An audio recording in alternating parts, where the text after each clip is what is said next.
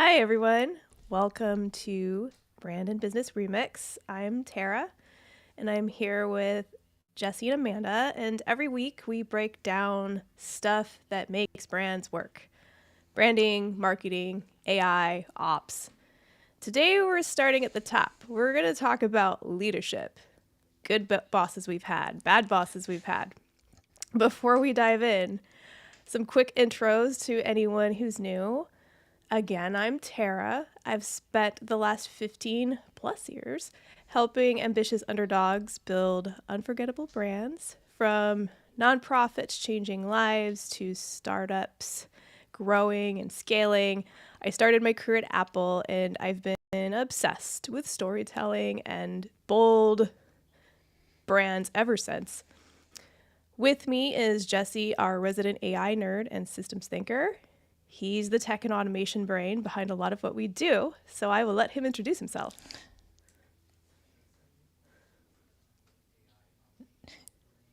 I think you're muted, Jesse.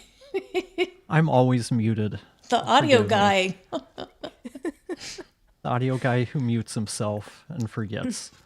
But I'm Jesse. I'm the resident AI automations person, and even though that type of thing is a newer field, I've been doing stuff like building custom spreadsheets and databases and automations with Make and Zapier for years now. I've just jumped feet first, head first, whatever the saying is, into it, because I think that's where a lot of the future is going when it comes to running businesses. Outside of that, I'm also a podcast editor, content creator, and I help balance out Tara. We are the yin and yang in this house. And that's enough about me. I'll turn it over to the other McEwen, my sister, Amanda, who comes to us with the business ops background. She's the calm in the chaos.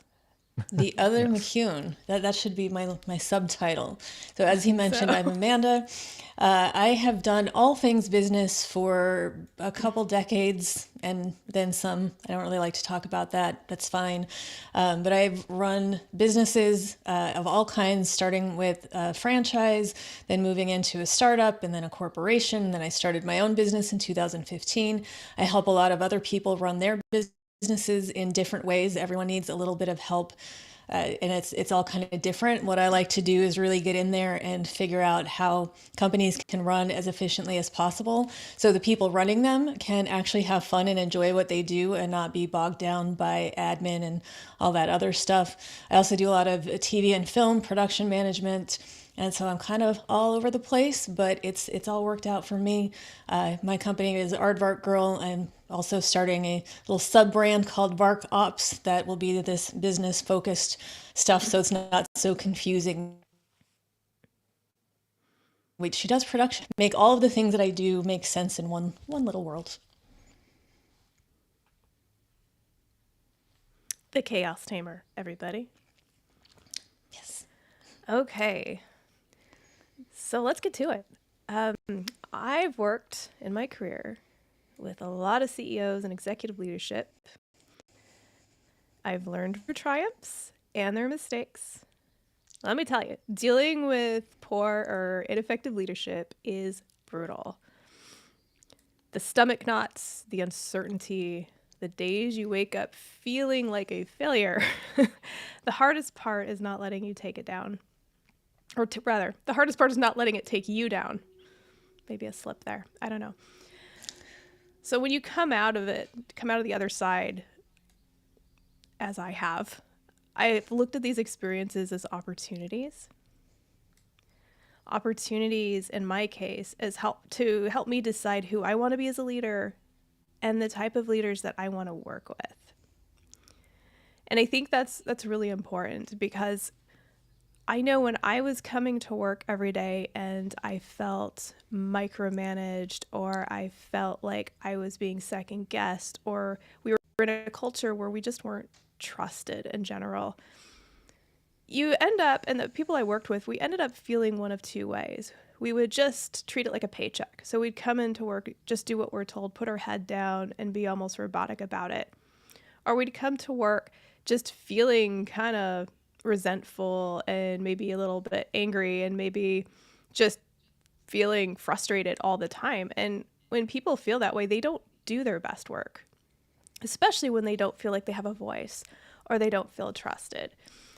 So after working as like a fractional marketing director with different C-level leadership, I've learned a lot about good versus quote unquote bad leadership.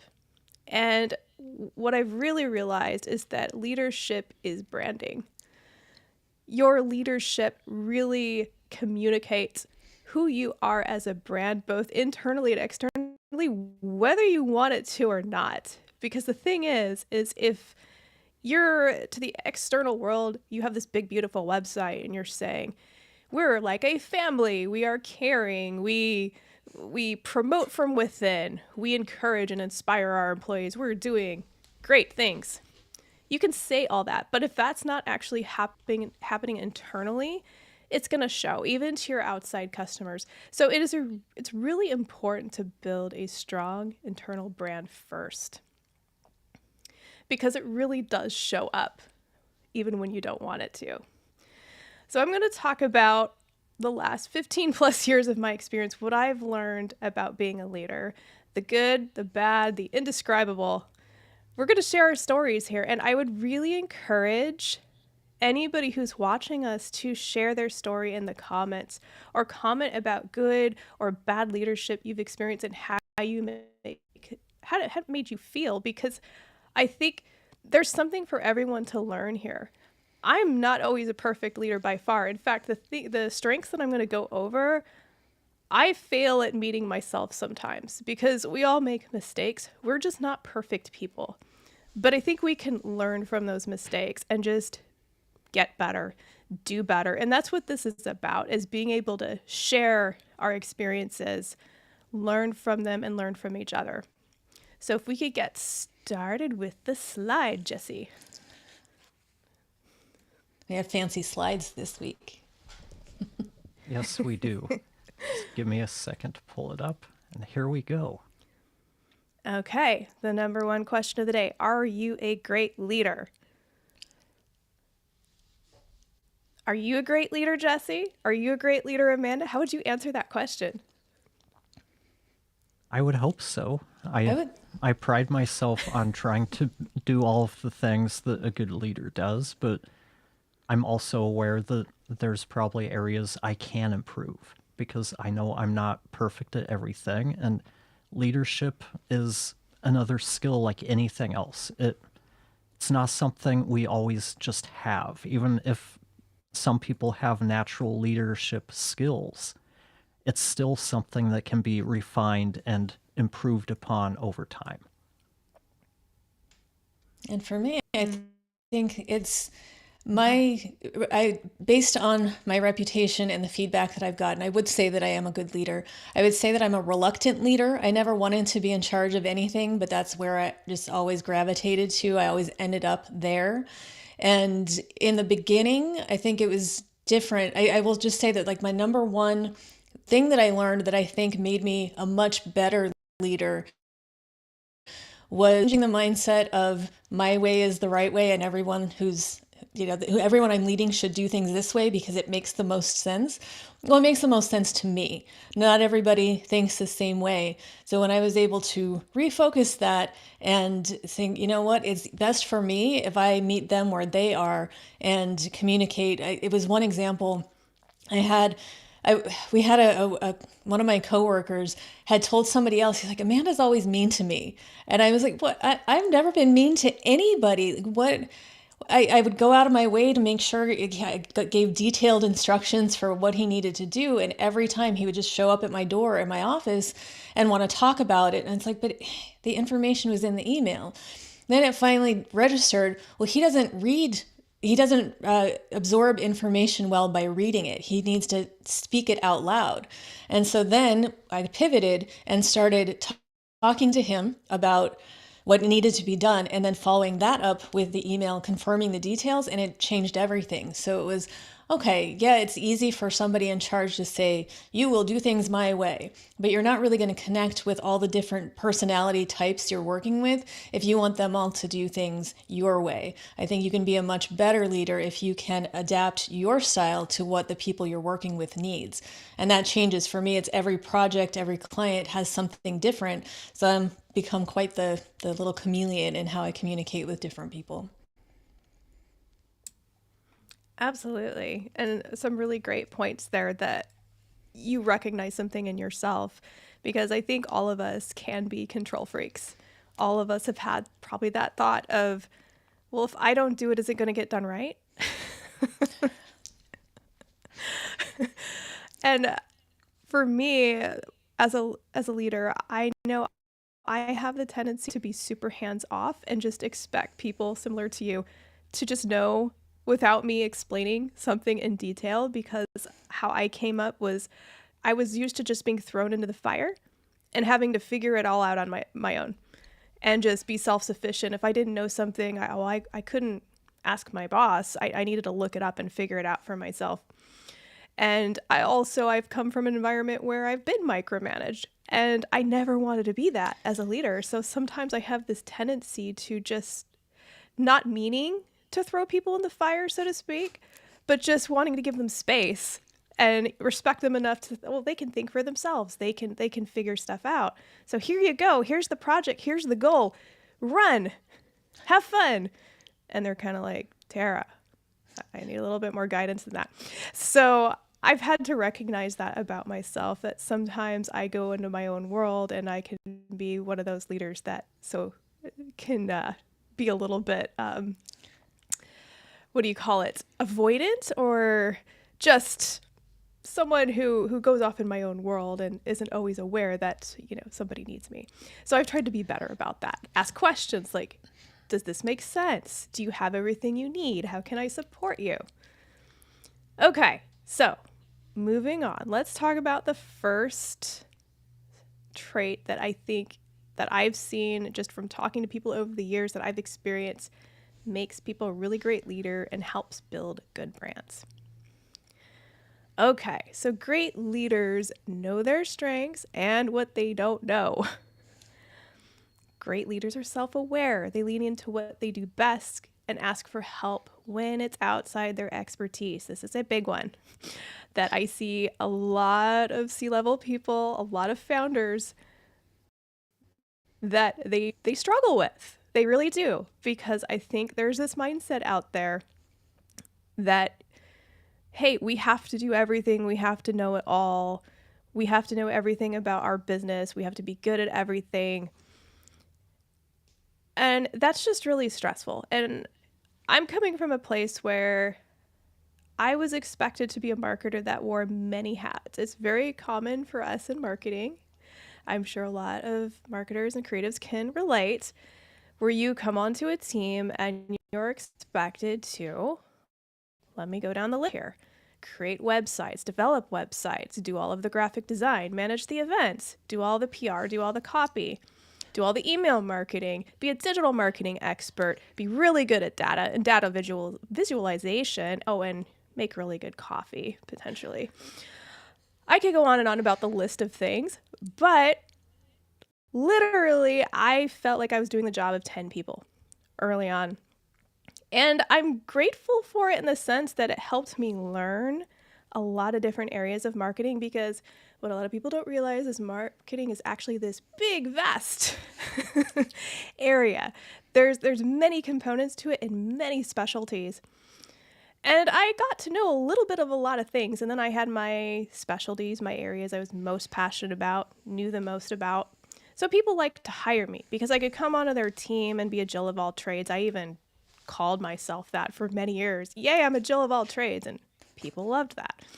But the thing is I was also really stressed out, because if you spent any time in marketing, if you spent any time in just the web development world alone, then you know how fast it changes. And then it's very hard to keep up with technology.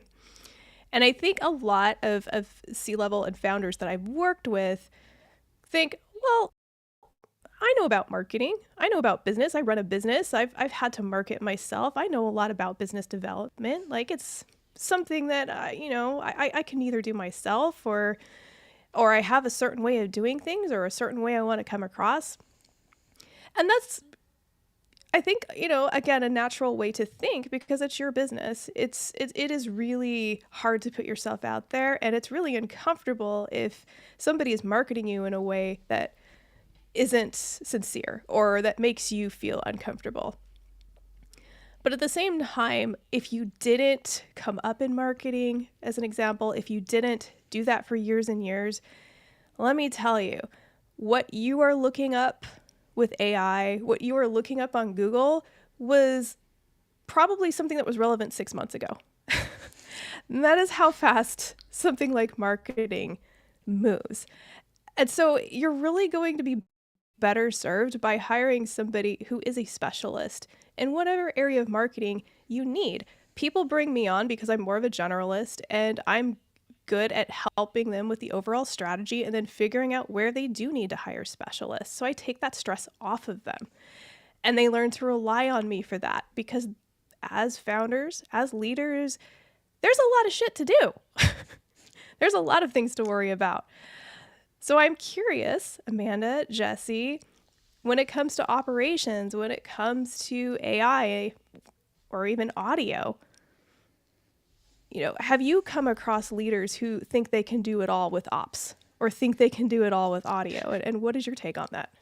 Well, the one thing I want to say is that what I see is, with the people I interact with, a lot of them are either freelancers or they've started their own business, whatever they want to call themselves. And they seem to bring that I have to do it all mentality you were talking about into their business. They have this mindset of, if I offer it as a service, I have to do the work. I have to do everything myself.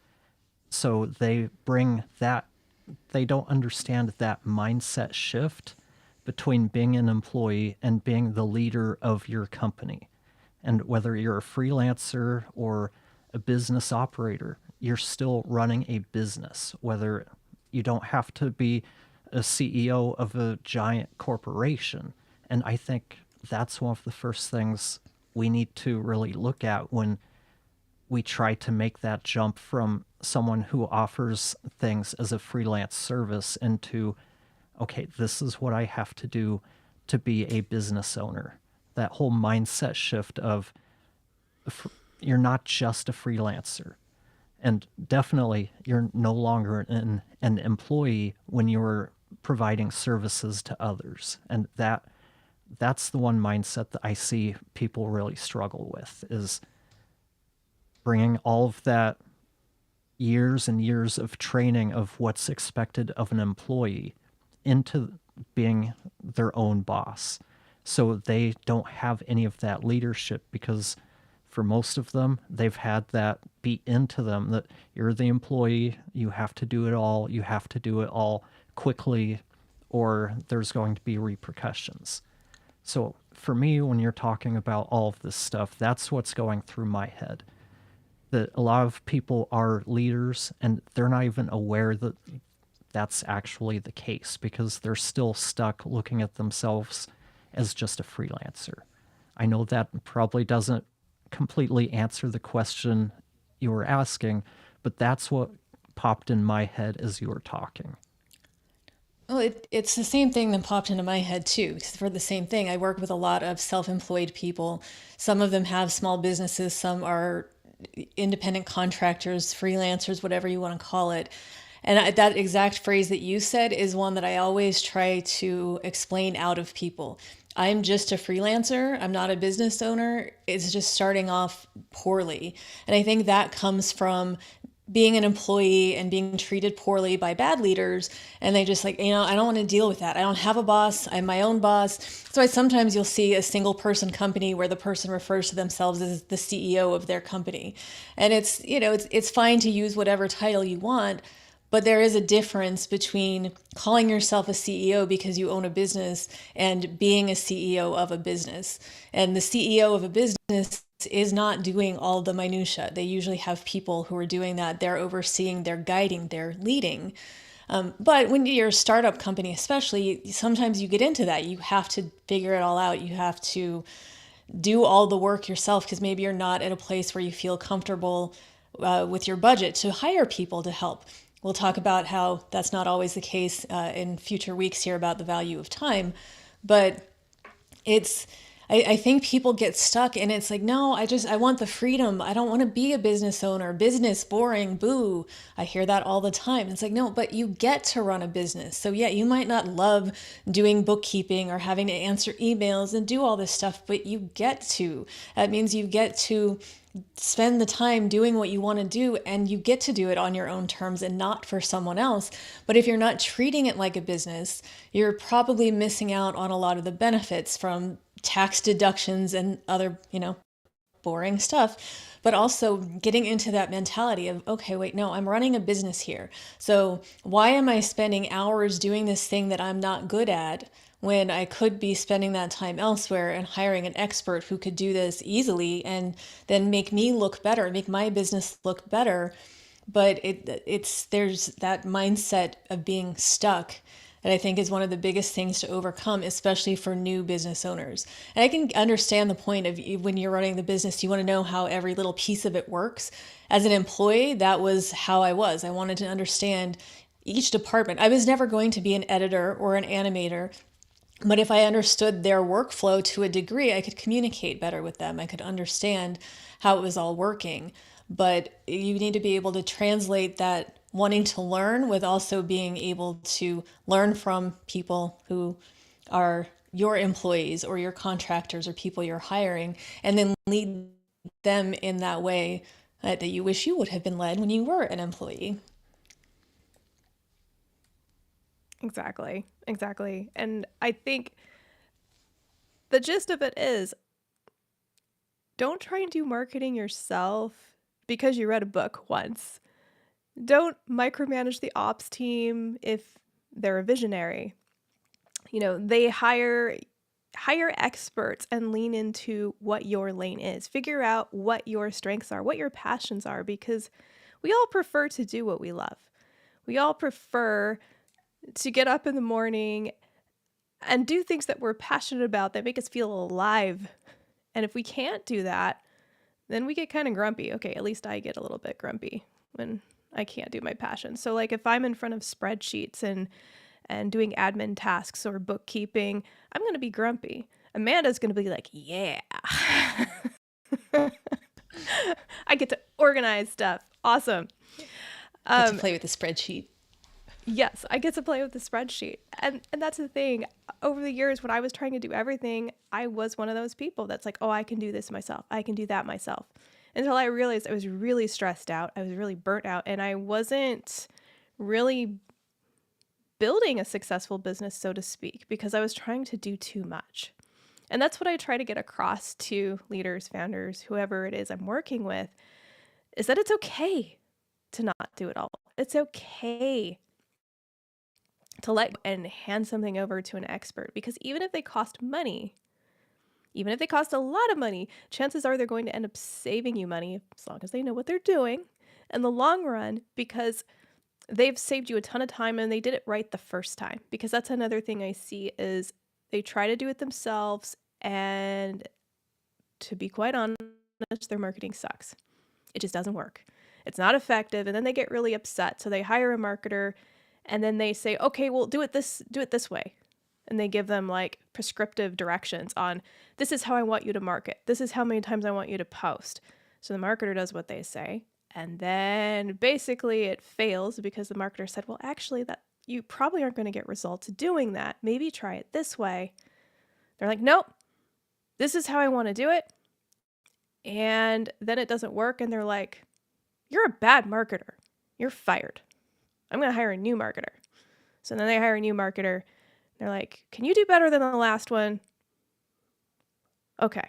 So then that marketer gives them advice. Well, I don't know about that. I don't like that. I don't know if I feel comfortable with that. Maybe We can do it, try it my way and see if you can get it to work.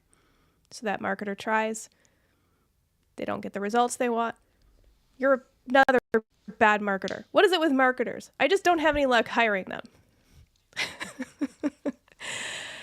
At some point, they start to realize that there's a pattern here and that now they've wasted all this money and time because they didn't take that expert advice in the first place. And they end up going back to doing what that first marketer recommended in the first place.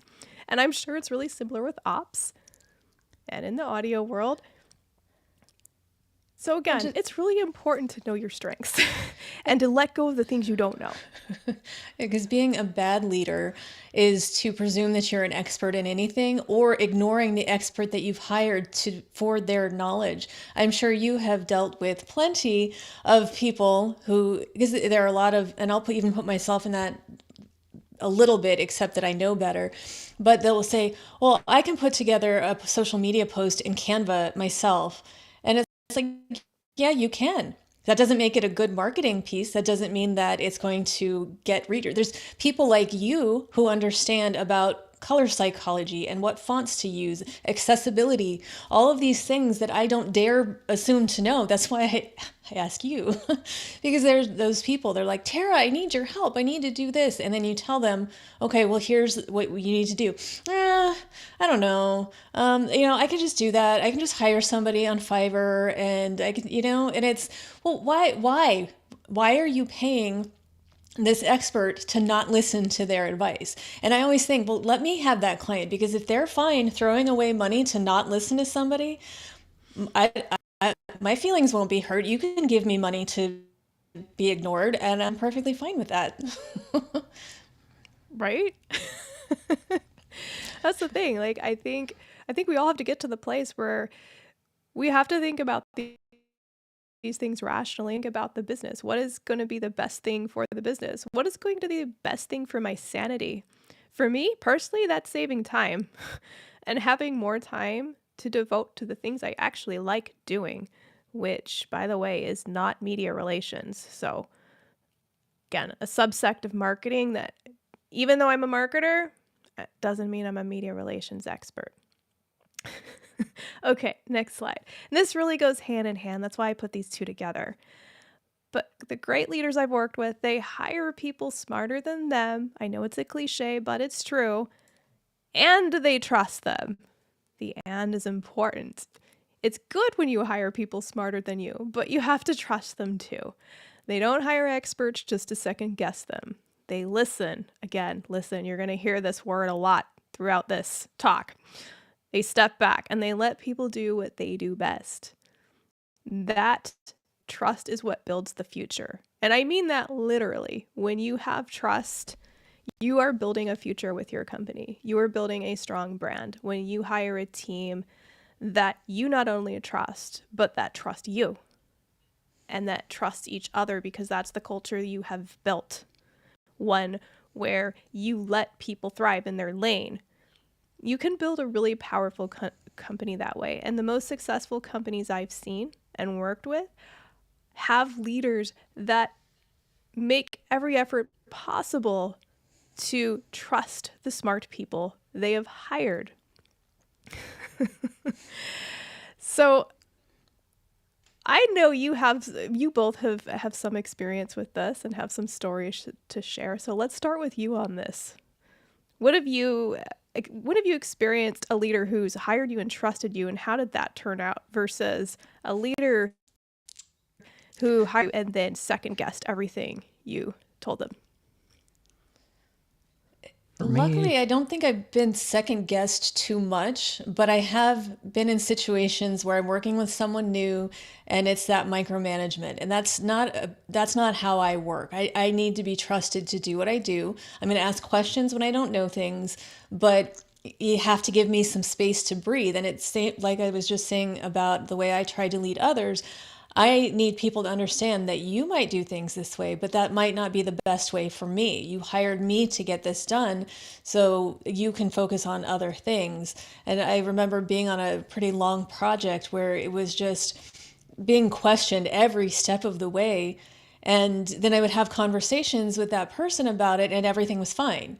And I was like, but okay. And it was just adding more stress because it was just this, we do things differently, but end up with the same result. And by the end of it, that person was able to finally let go, but it took a long time. And you kind of expect that when you first start working with somebody, the trust isn't there yet. They want to make sure that, you're representing their company. It's the same when I hire somebody. If I'm a production manager on a TV show, I am usually in charge of the coordinator. I need to make sure that that coordinator is representing the way that I would do things. It all reflects on me. Ultimately, the way they act falls on me. And I know that I've learned from being micromanaged not to do that, to give people the leeway, to make sure that there's open lines of communication. So, if you have a question, if you're feeling stuck, if you need my support, just reach out. But I'm not going to be hovering over you. And then one of the last shows that I worked on that I'm getting ready to do again was the most hands-off leadership I've ever experienced in my life, and it was glorious. I just started working. I figured everything out. I didn't have anybody just checking in. And I talked to him not too long ago. He's like, yeah, well, you copied me on emails. I saw that things were getting done. I figured if anything was blowing up, somebody would talk to me about it. But he just has a very different approach. And I appreciated that so much. It was just like, wow, this is the first time I've really felt like somebody just, they trusted. I came from a referral, so they already had somebody who vouched for me, which is nice. But that feeling of working in that kind of situation made me feel way better. And I was like, you know what? This is great. And then anytime they want me to work for them, I will do it in a heartbeat because I know that I'm being trusted. And I think when you're not trusted or when you're micromanaged, it really has a negative impact on you. It's just that, well, am I doing something wrong? Why don't they trust me? Why? It just starts to feel like, but I know I'm doing a good job, right? But why all the oversight? And I think that's just because so many of us have trust issues from people in the past that we carry that with us, and it's really hard to let go. But we have to. It's, I have learned from, say, that same coordinator, and she has a completely different way of solving problems. And it's like, you know what? I could learn from her too. And that's been great. It's like, I wouldn't have thought of fixing this problem that way, but she just took it and ran with it. And I've had the same discussion with her though. And she said, you've just trusted me. You haven't micromanaged. And that lets me do really well at my job because I know that I can just get things done and not have to. A lot of times when you're looking for that approval or you have to get that from someone, it just slows everything down because the doer would easily just, take the reins and go and fix the problem. But if they're being micromanaged, they have to explain their idea and then get somebody to say, yeah, you could do that. And by then there's 3 other fires that have come up. It just is not a good way to work. I don't like it. No, it is not. It's definitely not a good way to work. And I think if you look at it from just taking a step back, the leaders who trust their teams, who hire well, and I think that's another part of the picture, is you need to hire the right team. You have to want to build the best team you can, that you can trust. And once you have that trust, the team's going to work more efficiently and you're going to get better results. When you micromanage, you burn people out, they give up, they check out. So that's the biggest thing I've seen is you want the best out of the team, whatever the structure is. The smarter the people you hire, the more you trust them, the better that company, that department, that team will work. I think most of us have worked at companies that either have a great reputation, but you're in a department that's just terrible, or you work at this company that doesn't have a great reputation, but you're on a team that is really good compared to the rest of the company. One of the last places I worked, I was brought in. This was a company that had been family run and then got bought out by a private equity firm. Things had changed. Whatever happened, there was no maintenance staff. The first person who was overseeing me micromanaged me. Everything had to go through him. there was nobody there showing me anything, so I was having to figure it out as I go. And then that person left and was replaced by a new production manager, whatever their title was. And that person let me just run my thing. And a few months later, I heard somebody saying, like, I'd gone in to do something and moved to the other room to do something else, but I was still within earshot. And he made this comment, I'm really surprised about how well Jesse's doing, because when he first started, nothing was getting done. And I kind of came out and said, look, that wasn't me. That was the manager. My hands were tied. What you're seeing now is me doing my thing. When I'm allowed to do things, things tend to work better than when I have a micromanager tying my hands and telling me how to do everything. So that's my little personal story. Well, it's a good story, and one I think a lot of us can relate to. It's definitely, as you know, a story I can relate to. As someone, one of the organizations I worked for, the CEO literally had to sign off on everything creative. Actually, at a couple of different organizations, to the point where I remember, like you were talking about, Amanda, putting out fires, everything being left to the 11th hour. So we'd always have this big event we were putting on, and it's the day before or it's the night before, and none of the creative is approved yet. It's not because the creative didn't get done, but it's taken weeks and rounds. And my team is literally exchanging conversations at 2 a.m. about a graphic or some detail on a graphic, because one of a member of leadership was really stressed out and obsessing on it. And that's the thing, like, you have to, at some point, you can't run efficiently if you can't trust your team, if you have to literally approve everything and look at everything first. And your team isn't going to feel motivated, and you're going to have a lot of turnover. You're going to have bad Glassdoor reviews, because that's the thing. Glassdoor is part of your brand. Again, it goes back to internal branding. People look that stuff up.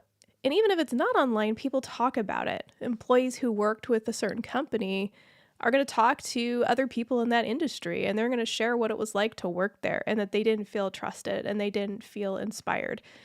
Because when people just feel like all you want is for them to just do what you tell them to do, they lose all motivation. They're not going to do their best work, and they're generally not going to move you forward. And that's something I've seen time and time again. The companies that ran that way, where in general teams were not trusted or they were micromanaged, they just weren't as successful as other companies. They had a hard time, especially in crowded spaces, with their competitors. I mean, that's just the reality of it. Anything else you two want to add to this topic, or anybody in the audience have anything to share?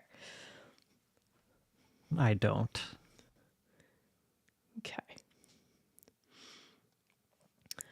Okay, so great leaders are transparent even when it's hard, because running a business is hard. Being a leader is hard, especially when you have employees. It can be, you can feel like you're responsible for these people's livelihoods. It's a scary place to be. It's a stressful place to be. But they don't avoid their team when things get messy.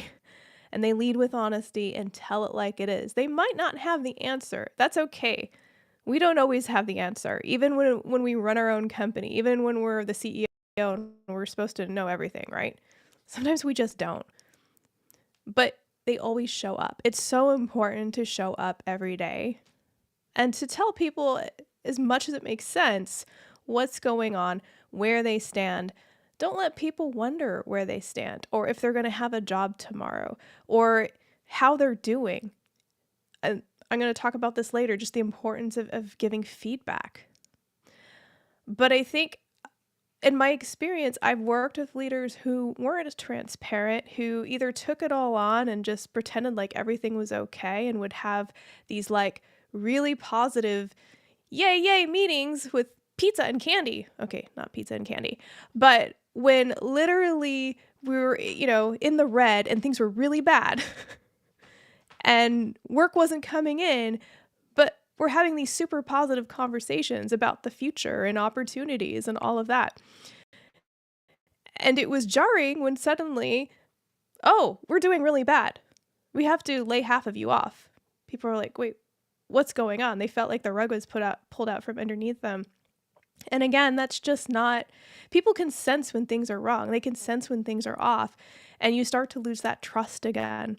So I think it's really important to tell people like it is. If somebody needs that feedback, if things aren't going as expected, it's okay to tell people. It's okay to ask people, lean on your team for support. You hired them because I think you jived with them. You hired them for a reason. You hired them to support you just like you support them. What are your thoughts on this, Amanda and Jesse? I know I've worked at many places, but I'll use one example where you could tell business was dropping off. They weren't getting new jobs. But every time, it's sort of like what you were saying. Every time there were meetings, everything was positive. And so you think, okay, things are going to be fine. They just need more time.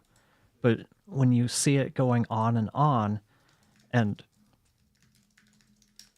nothing is changing, yet they keep talking about how great things are going, you start questioning leadership and how much you can even trust them. And that's where that transparency comes into play.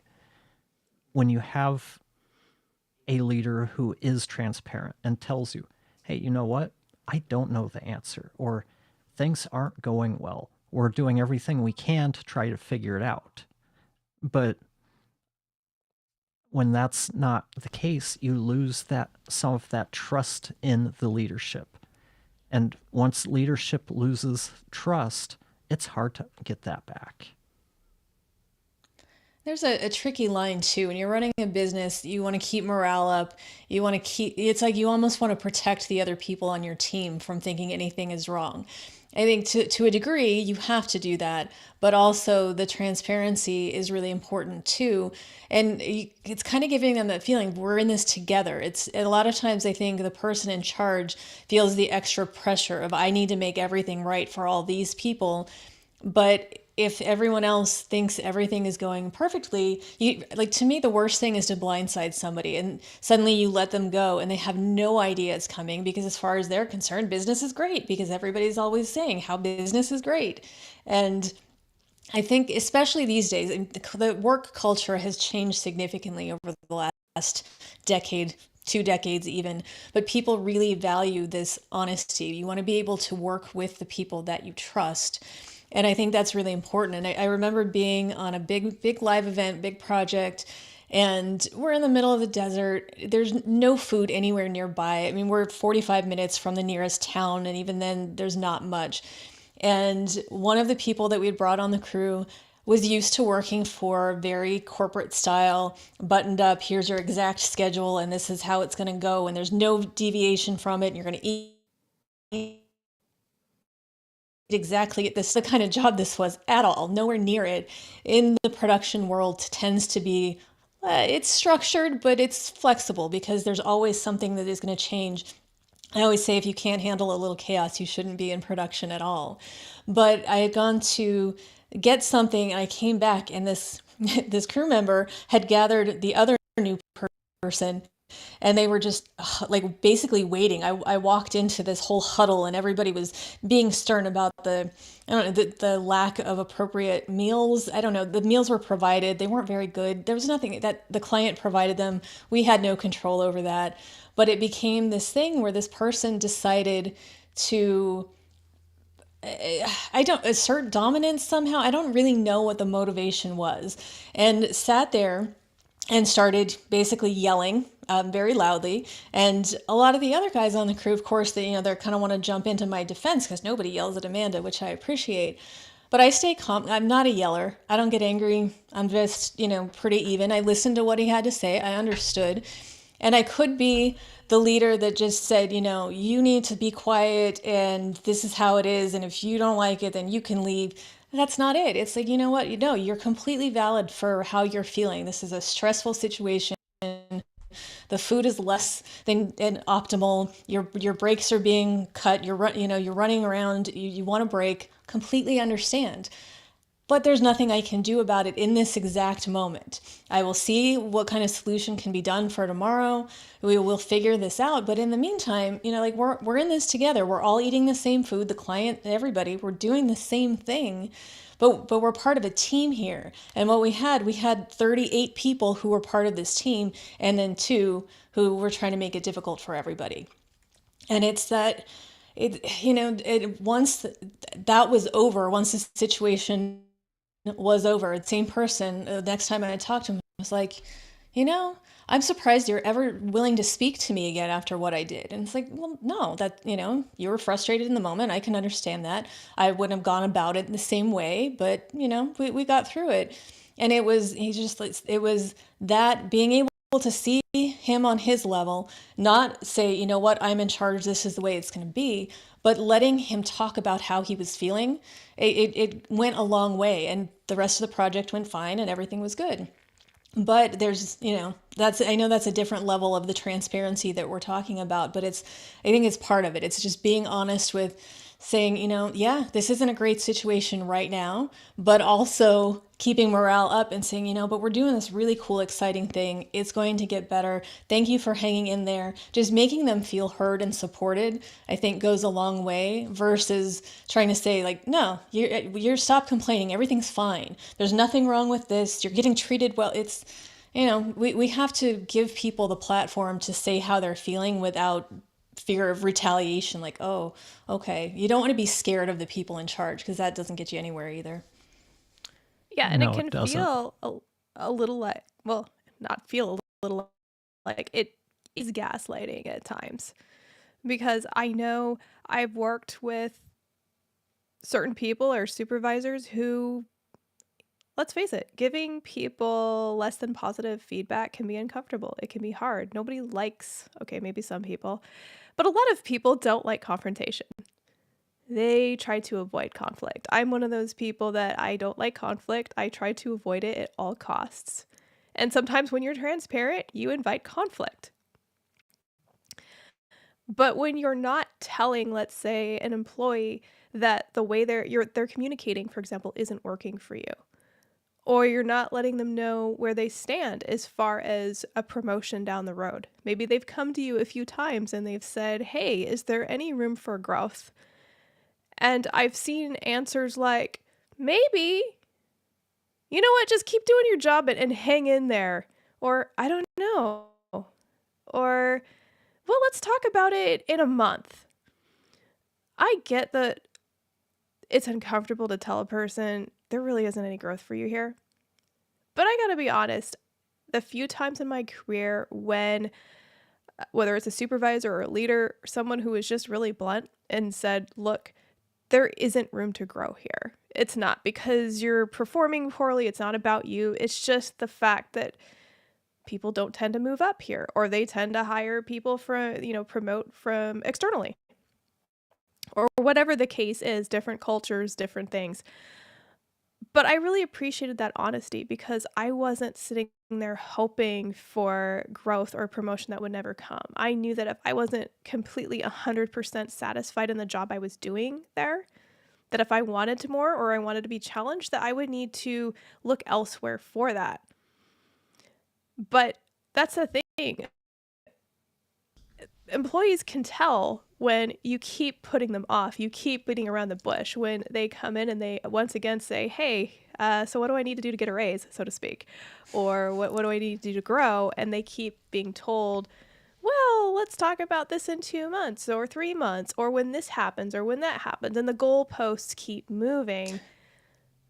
They get the same message. They start to realize, okay, this isn't going to happen. I need to look elsewhere. But they also tend to feel frustrated and resentful, and they don't maybe even do as good of a job anymore because they don't feel motivated. They feel like hey, this person doesn't even have the respect for me to just tell me the truth and tell me what's going on here.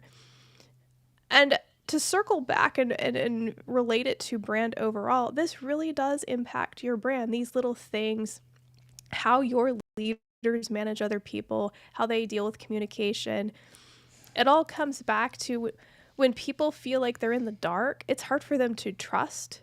They start, I mean, think of a lot of us worrier types. I mean, if you're an overthinker like me, when I don't have information or all the information, or there's a lot of unknowns, guess what happens to my busy little brain?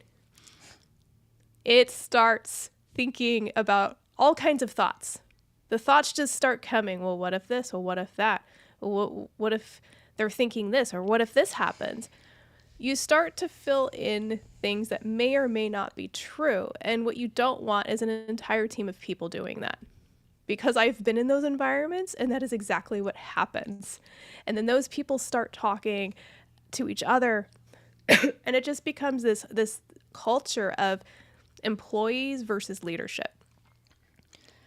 Well, and then there are those leaders that like you're in a big black box. Are afraid of confrontation, like you said, and they won't tell somebody when they're not meeting expectations. And so there might be a situation where they're frustrated with somebody on their team who isn't pulling their weight or isn't doing things the right way, but then they won't talk to them about it because they're like, that'll just get ugly. So then the solution is to get rid of them. And so people get completely blindsided, and then they're let go from, even if it's a contractor position, it's not really being an employee. They have this working relationship, they're doing things, and then suddenly, we're going to go in a different direction. No feedback, no discussion. And that just seems so silly to me because, like, if somebody is just completely outrageously horrible, that's one thing. But you have to give people time to adjust to your work culture, to your leadership style, to get used to what's going on in the job.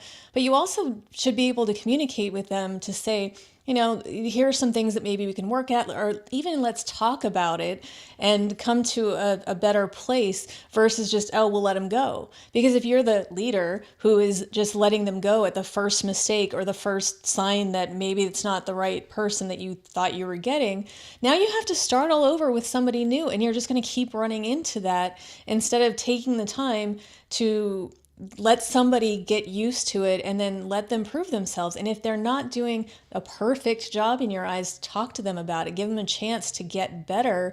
That will improve that relationship. And it's the same, that internal branding. Because if you let the person go with no warning, they're definitely going to be talking to a lot of people.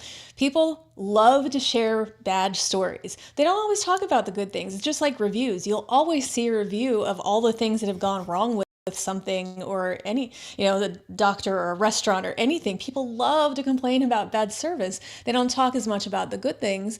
But that bad, like, I know I'm a habitual review reader, and if I see too many bad things, I'll just completely change my mind. Like, that, I'm not dealing with that. So, you have to, if you're in a leadership position, you have to be able to communicate and be transparent about what's going on, even if it's hard, because what's going on maybe not be perfect. And this also applies to working with clients. If you're a smaller business, if you're a creative who offers services and you have a difficult client, you need to be able to be transparent with them and give them feedback or have conversations with them about what's not working, so you can try to either decide if this can be salvaged, if something can be worked out to make this a more tenable relationship, or maybe to realize this isn't a good client for me, or they're not a good fit for me, or I'm not a good fit for them. Any kind of relationship like that is a two-way thing, and sometimes there's just a mismatch, but we need to be transparent and address it, or we're going to spend more time on these things or stewing about how much we get frustrated working with this client. But if we don't do anything to address it, nothing's going to change. And that's where that transparency is so key. That's very true. And I know for me, that's been a struggle of mine over the years is how do I talk to a client that isn't respecting my boundaries or that I'm having trouble communicating with, or they have unreasonable expectations? Again, to avoid the conflict, to avoid the confrontation, I tended to lean on, okay, I will just work harder. I'll get this done faster. Or, okay, they just called me or texted me one time at 11 o'clock at night. All right, it's one time. I'm not going to make a big deal out of it. But then it happened again, and then it happened again. And that's the thing. At some point, you have to set those boundaries and you have to be honest, not just to your team, but to your customers, to your clients, because a lot of people, most people, can have decent BS detectors. People can tell when you're full of it. They really can. All right. So on that positive note, is there any... Oh, we're moving on to the next slide. Okay. Is there any other commentary on this? Anyone? Nope, I'm good. Okay. Okay, so we've already touched on this quite a bit, but adapting instead of controlling, trying to control everything. The best leaders don't panic when plans shift. The market changes or when mistakes are made. They learn, they get curious, they pivot, they adapt. I've seen this time and time again. Being rigid kills brands, and possibilities are what keep them alive. So here's the thing. If people are going to make mistakes, it's going to happen. You can have, I've worked with numerous companies that literally have like a proofreader editor on staff to proofread and edit every single social media post that goes out, in addition to the marketing team. So by the time these posts go out, like 5 people have read them and approved them. Everybody from the CEO to the proofreader to the entire marketing team, and maybe even Cindy in finance. You know, it happens. But there have been times when typos still slip through. Or autocorrect. Things happen, or somebody got the date wrong and nobody noticed it. It's amazing how often you can have a bunch of people look at the same post and nobody catches that they got the wrong date. And that post goes out. And I've seen instances where leaders react in different ways. They can react in a way where they're like, okay, a mistake was made. Let's try not to let it happen again. Let's look at what went wrong. Let's fix it. Let's get the, update out there. And then there's the leaders that, for lack of a better word, just really freak out. They suddenly go, okay, we need to get, instead of just 6 people looking at this, we need to get half the company looking at this. And you know what? Run it through every app program you can find. Run it through autocorrect. This can't ever happen again. In fact, I'm thinking of firing so-and-so over this because this is serious. Okay, this is a bit of an exaggeration on my part, but you get the idea. Sometimes it's just not worth it to panic over small mistakes. Like, pick your battles as a leader. If somebody on your team went on social media and they posted something like really offensive, or posted a picture of the CEO with a giant carrot hat they photoshopped on, and, neener or haha or something like that, I can see the problem with that. That's a big no. That's a big whoopsie. But I can't say I've worked anywhere where that happened, where anything that extreme happened. So I think you need to save like getting really concerned or upset or taking big action for the things that really matter. For an employee that is chronically causing a problem on the team, chronically causing conflict or hurting productivity, yes, that needs to be dealt with. But in terms of people being people, I think when you give them a little space, offer some feedback, and most importantly, what I found works really well is if you are working with a team member or an employee and they're not meeting expectations for one reason or the other, it really helps to just sit down, have a real conversation with them and ask them questions. Ask them, what's going on? Is there anything you're struggling with? Is there anything you're finding challenging? Find out how they think things are going and what they are up against during the day and what they're struggling with, because that can give you a lot of information that you can then just talk through. Okay, so, you said that you're struggling with X, Y, and Z. I'm finding that, for instance, the emails you're writing aren't quite getting the open rate we're hoping for. Do you have any ideas on as to why? And then they can talk about, okay, well, this was my strategy and this is what's happening. But it's a much easier and better way to open up those types of conversations and be able to learn from them instead of just immediately buckling down, hiring somebody and seeing that you're not getting the open rates that you want on emails and immediately saying, you know what, they're bad at their job, so we should lay them off or we should let them go. Or if they're a vendor you hired, let's find a new vendor. It's really important to figure out what's going on, to be curious. And we've got a comment. Hold on, before we go in, we've got a comment. My favorite boss would say, if you didn't kill or maim anyone or bankrupt the company, you didn't make a mistake. You created a learning opportunity. Exactly. And there is some... And one of the things that came to mind when you were talking about mistakes happening is how many of those mistakes are happening because of that micromanager or having to get approvals from 50 different people and making those small little tweaks every step of the way to the point where everybody's seen it 15 times. They're not looking at the date to make sure that it's correct and hasn't somehow gotten changed. So there's that aspect of it. And then when it comes to just being flexible and adapting, a lot of companies were in a period of time where we're going to see how well they do with that, because AI is changing a lot of things in pretty much every industry.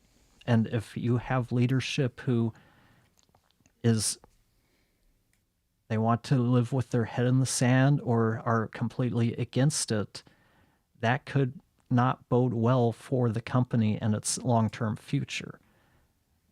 I worked with one place where I know they're probably at a crossroads right now because AI is changing things so quickly and they've been so anti-AI. In this particular field, it's having a huge impact across the board. So if you're not embracing it and finding ways to use it to become more efficient, you're going to struggle finding clients who can pay you what you're charging, because other companies can do it faster and cheaper because they are leveraging AI to become more efficient and to really hone in on their processes. So I think it's interesting to see how well leadership navigates their companies through this next few years of the AI kind of revolution. I've seen the change in technology a lot in the production world, and it kind of goes to market changes and technology changes, all of that. Being able to pivot and be adaptable really goes a long way. I think back to the 2008 financial crisis. Suddenly, we used to easily have people who were throwing hundreds of thousands of dollars into commercial campaigns without thinking twice about it. Well, then nobody had any money, but they still had to get advertising out there. And it forced us to figure out different ways to work, utilize different technology, pivot the roles, and kind of condense things. Some loved it, some didn't. The people who weren't willing to adapt and got really adamant about, no, this is how things are done and we have to always do things this way, they got left behind because they weren't keeping up. They weren't changing as needed. And then it sounds awful, but nobody had any use for them anymore because, we need people who can grow the way that the world is growing. Same thing when that whole pandemic thing happened. I had been pushing for remote work prior to that. I loved working from home. And so much of my work as a production manager can be done from anywhere. I just need a computer and an internet connection and some software. And it didn't need to be done in somebody's office. And that had been working really well. But there were a lot of people who said, you can't do production if you're not on site. You have to physically be there. And then I would go to a site and I couldn't get anything done because people were bugging me all the time because of all those different fires, or they just want to chit chat and whatever. Working from home let me be much more efficient, get things done. I had somebody in the field putting out the fires. I was doing the other stuff and it worked well. But because of the pandemic and people weren't allowed to go out onto site and be around people, they learn how to do things remotely. And this is not just in production. We all know the argument for remote work and why so many people are more productive when they have that freedom. Part of it is that lack of micromanagement. It's the ability to control their schedules, have some flexibility, to be trusted to get things done when they need to get done. And it changed everything. Luckily for my position in production, I've only taken remote jobs. I went to one thing when the Blue Origin first human flight, when they first sent people up into space. I wanted to be there physically for that. But since then, I have not gone out on a job site at all. And that wouldn't have been possible prior to that. But because of situations that were out of our control, we were forced to adapt. And like Mike said, and so if I'm the other McEwen, does that make Mike the other McEwen? Or how does he fall into this? He's older, so he probably has some more royal title than that. But the original? He'll be the elder. Oh, I don't know if he wants to go by the elder. We'll have to have Mike read in or weigh in on that.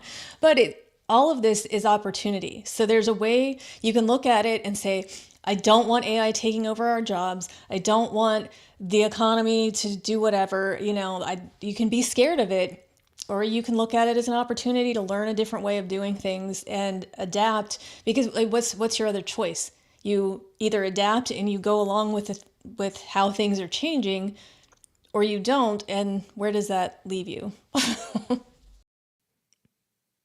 Exactly. I always tell people learn to embrace change, because change is inevitable. We cannot stop it. That's why it's important for all of us, as hard as it may be, to adapt and to approach these changes with curiosity.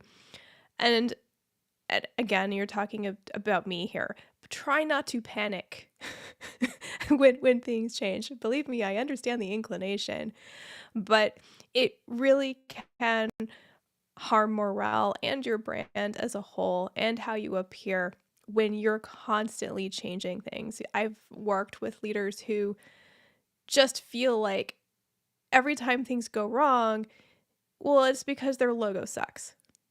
Let's change our logo. So they change their logo. Well, maybe it's our color scheme. Let's change that. No, I guess that's not it. Let's change our messaging. Or let's redo our website for the third time in 2 years. They're not really looking at the root of the problem. And I think that's why adapting and asking questions is so important, because when you do that, you get more to the root of the problem. What is actually going wrong? And you can fix that instead of trying to put a Band-Aid on everything and constantly reinventing yourself and constantly making changes. Because again, people then people don't know who you are. You don't have a strong identity. Do we have anything else we want to talk about on this topic? Well, we have an answer from Mike. The elder McEwen. Okay. I can deal with that. So we have the elder McEwen, Jesse McEwen, and the other McEwen. I'm going to have to remember all this. We'll remind you if you need to. Okay, good. Okay, so this is advice I think we can all take, more in life in general. Great leaders listen more than they speak. Talking louder, sorry everybody, doesn't build trust or win the hearts of your customers. It's okay to not always have the right answer. Let me repeat that to everybody in the back. It is okay to not always have the right answer. Great leaders know the only way to do better is to listen. They ask questions, take feedback seriously, and create space for others to contribute. I find that the more I listen, the more I learn. It might sound cheesy, it might sound like a cliche, but it's a true one. It's a helpful one. Because when I'm doing all of the talking, I'm not absorbing anything. I'm not learning more about other people. I'm not growing. And when I found it, I'm a writer, so I personally find it fascinating to sit back and observe and listen. I've been doing that my whole life. And then writing in my little notebook.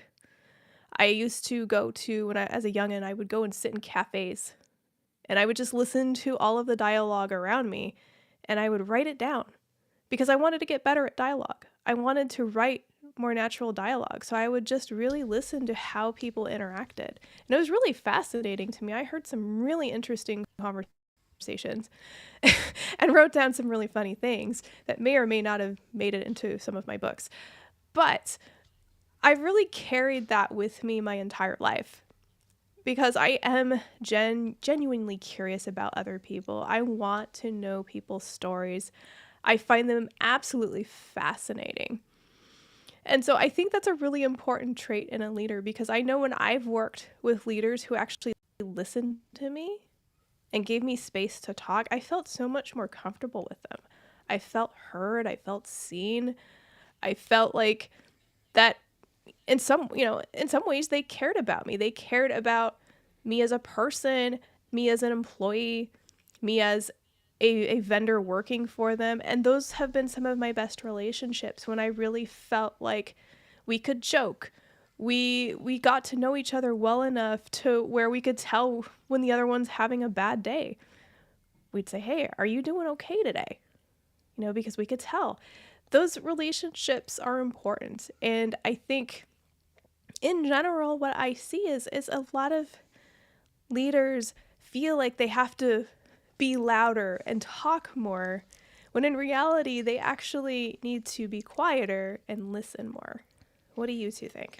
Well, that's one of the things that I think sets us apart from the idea of a traditional consultant is that a lot of times they go in and they want to tell you what's wrong. They want to tell you how they're going to fix it. Well, actually, they're not going to fix it. They're going to tell you how you should fix it. And there's not a lot of listening there. It's like they talk at people and want to just assert that authority of, I know what to do. You hired me to tell you what to do. But we listen to people. And not to say that every consultant does that. I want to make that clear. But the ones that I have had experience with have very much been that way. And that's why I've always struggled to use the word consultant in any capacity.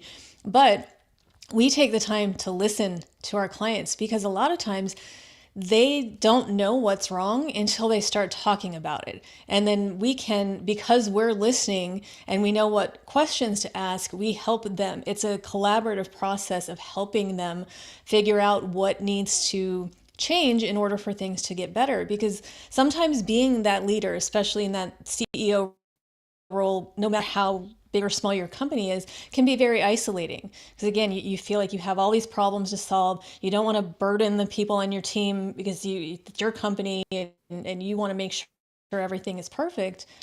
But you have to be able to talk to people. And I think from our point of view, the listening, the asking the questions gets us way further. If I were to go into one of these businesses and say, all right, well, here's what you're doing wrong. This is bad. You're doing this. This is dumb. How that's so stupid. That's not really building any kind of a good relationship with a new client. But being able to give them that space to talk about, because it really puts a business owner in a vulnerable position to talk about what's not going well. A lot of them, I've heard it where people would be like, I want you to help me, but I'm so embarrassed of how disorganized things are. I wouldn't even know where to start. I don't want you to see. But that's exactly what I need to do. Like, if you're in that situation, that's why you need us, because we're going to help you get out of that mess and find some clarity and some lightness. But we don't do that by talking at you and giving you commands and you must do things this way. It's all about what is going to make sense for you and the way you work. Like we said before, our brains all work differently. So if I tell you how I run my business, it's not going to help you unless you somehow are the only person in the world who thinks just like I do. Not going to help you. But I can listen, I can figure out how your style is, and then we can figure out a solution that's going to actually be usable because we listened. And in some ways, Exactly. a good leader is almost like a therapist. Your job is to listen to others and help them drill down to really find the real problem. And when we were talking about all of the things behind the scenes about what to call this new business or the rebranding of it, one of the things we hit on was like brand and business therapy, because that is a lot of what we do. It's a lot of listening. It's helping people organize their thoughts in a way that they can start to see, okay, this is the actual problem, because they know their business a whole lot better than we do. But we can come in with a more unbiased viewpoint where we have the experience to ask the right questions to diagnose what the real problems are. Whereas the people we're working with, they may not know off the top of their head what the problem is, but with the right questions, then they start to go, oh yeah, you know what? If I change this, that's going to make this work a lot better. So that's what popped into my head listening to what you were talking about, is listening more than you speak. For one, that's just the way I am. Anybody that knows me knows that I don't speak very often. I speak a little more than Kevin Smith does, but probably not by much. But yeah, when it comes to being a good leader, there's a lot of that therapist type thing going on. Just listen and you help guide them to where they need to be. So you're a Yeah. slightly less silent Bob. Yes. Okay. Well, That and tracks. and just real quickly, because it goes back to Tara's example of somebody who made a mistake and there was a typo on a social media post. Big chance, or there's a big probability that that happened because the person was too close to it. They'd probably been through 100 different iterations, and at that point, when you're that close to it, you stop seeing the words for what they are. So it's I've seen that happen in my line of work plenty of times, where you just get so close to it and a very obvious typo gets missed by 6 or 7 different people, and it's because you're too close to it. And the same thing happens with your business when you're the one running it every single day and you're facing all these problems and being pulled in 8 different directions. Sometimes you're too close to it to really know how to get out of it, and that's why having that unbiased, that new perspective come in and take a look at it that doesn't know anything, that's not emotionally involved in what's been going on or what processes exist now or why there aren't any processes, and it being able to kind of bring somebody new in to have that fresh perspective can help with the getting unstuck from the things you're too close to. Yeah. And to add one more thing, I've actually disagreed with other, because you brought up consultants talking at people, and that's something I've seen too. And I've actually disagreed with other marketing consultants because they've given me the feedback of, you know what, you didn't come into this meeting talking like you're the expert. You need to tell them what's up. You need to come in confidently and say, this is what we're going to do, and this is how we're going to do it. Like, you're the expert. You need to act like one. And I said, but I do my best work when I ask questions, when I'm curious, because everybody I talk to is different and in a different situation. And I feel like if I don't come into that meeting fully understanding who they are and what they're about and what their specific goals are, that I can't really help them. Just like I don't come into companies and tell them everything that's wrong and how to fix it because I don't have any context. I don't know how they got to where they're at. I don't know what's working well and what isn't working well. So I have to ask a lot of questions first so I can help them, so I can be the expert in that they need, an expert in them and their particular situation. So I feel like that listening has worked well for me in my career, for sure. And just one little note about this part of it's okay to not always have the right answer. One of my favorite sentences that I use quite often, if I don't know something, it's I don't know, but I will figure it out, or I will find out. Because I've worked with plenty of people who've gone that whole fake it until you make it thing, and they'll say that they know how to do something that they have no clue about. I'm not that person. I'm not going to tell you that I can ice skate knowing that I fully can't. That just doesn't work for me. But if I don't, I'm not going to figure out how to ice skate, just for the record.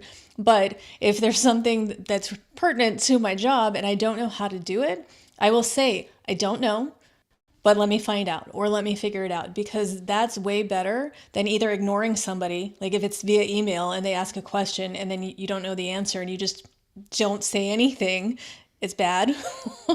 But I think that people have this idea that if you say you don't know, then suddenly, you're going to get fired, or you're going to lose that contract, or whatever it is. And it's just silly.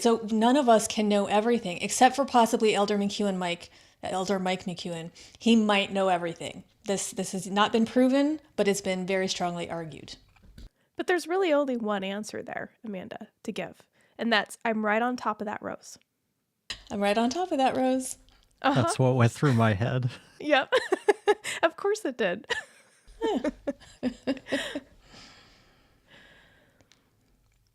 Okay. So great leaders give and receive feedback without ego.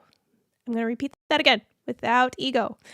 They invite and give honest feedback. Growth doesn't happen in echo chambers or by hiring yes people. The best leaders want the truth, not applause. Their team knows where they stand. And I talked a little bit about this earlier, how important it is for your team to know how they're doing.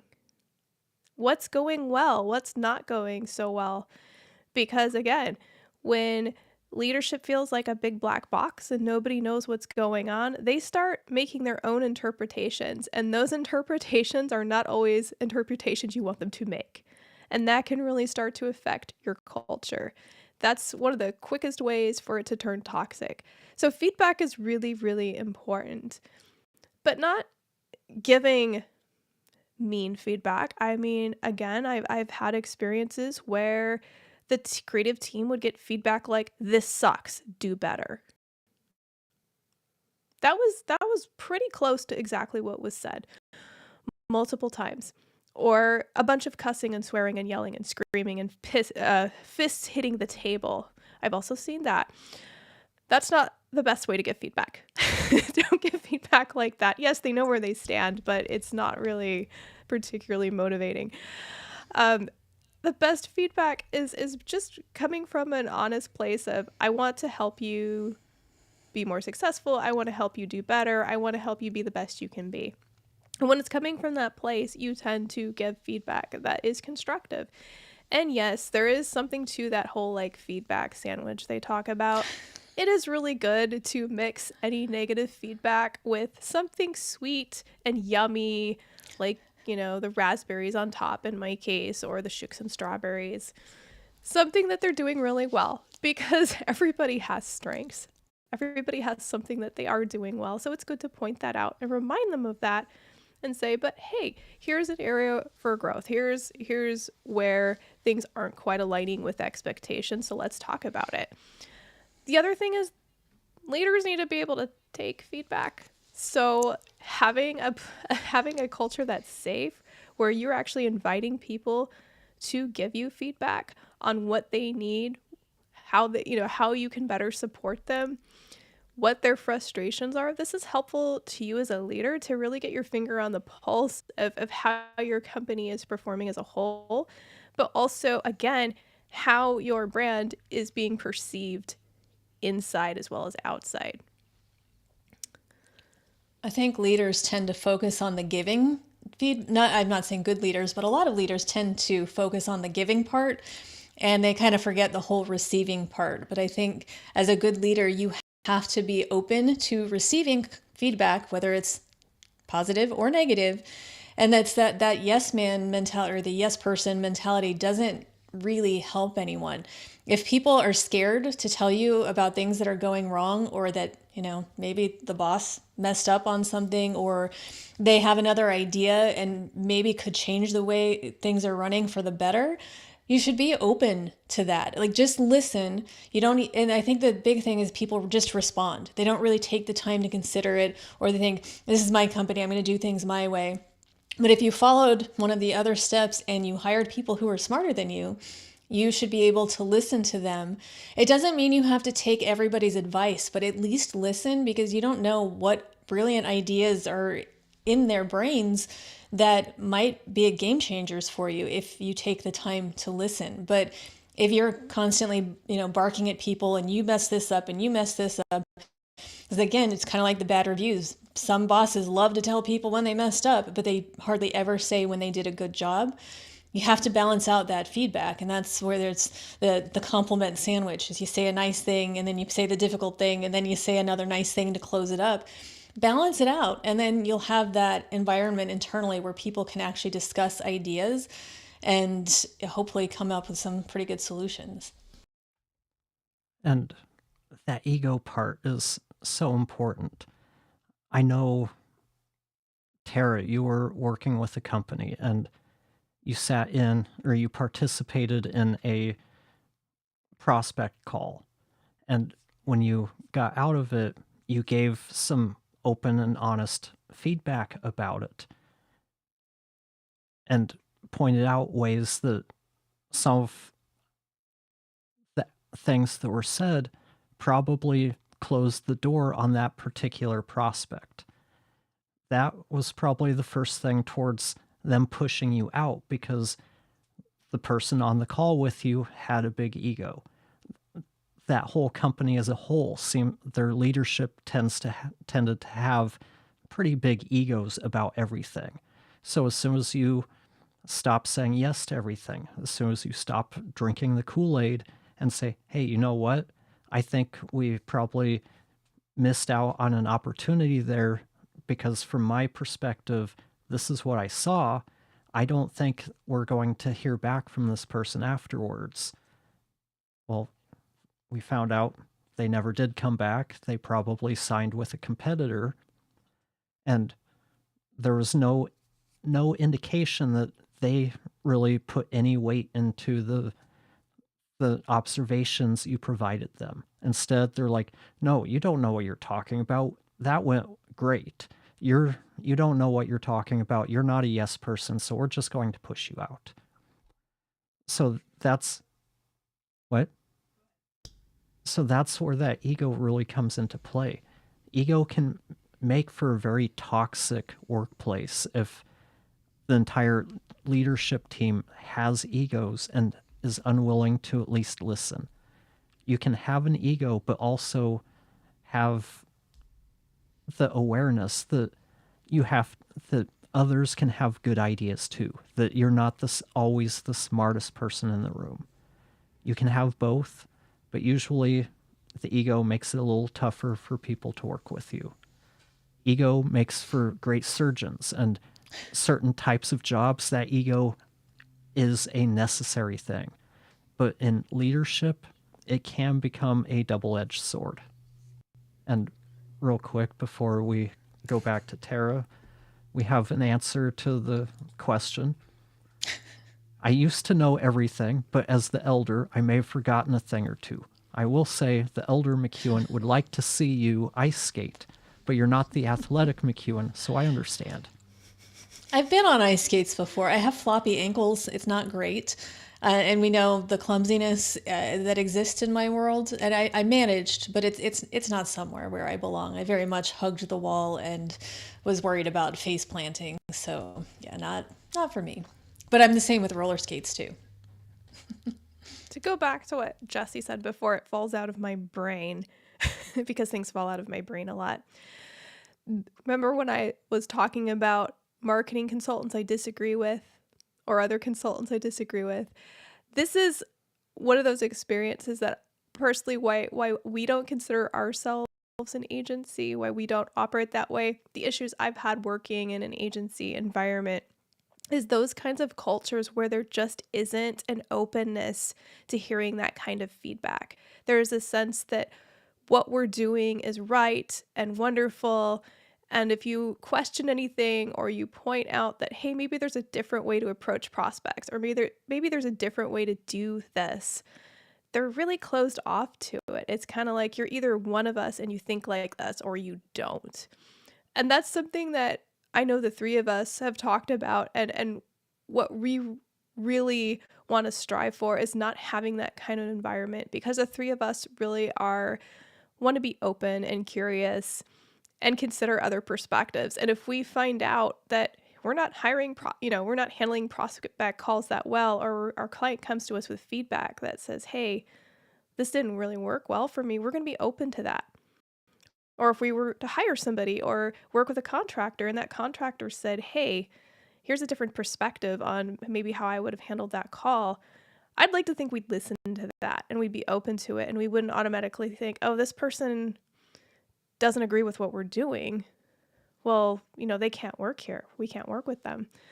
But yeah, I think it's important to always be open to things as much as you can, because I think we all have those moments where we're really set on something, where we really think what we're doing is the best way. And sometimes it's those people who are brave enough to speak up to you and say, actually, there might be other ways to do this or other ways to look at it. Listen to those people. Even if it initially pisses you off, you can really learn something from it. The one thing I wanted to add real quick is a good leader, they're always looking for how they can improve, whether it's how the company can improve, how they can improve themselves. And the poor leaders are the ones who think they know everything, everything's perfect, as long as it's their idea. They're the ones that aren't going to be receptive to ideas that come from somewhere else or from places other than their selected group of advisors. Very good point. As many of the points you make, Jesse, wise one.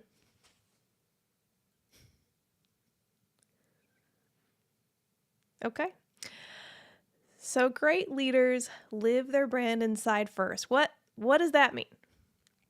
That means what I've been preaching about this entire call, and that's they build their brand from the inside first. They actually look at that internal brand as more important, at least at first, than their external brand. Because if you don't have a strong foundation, if you don't have a good sense of who you are as a culture internally, then you don't build the right team.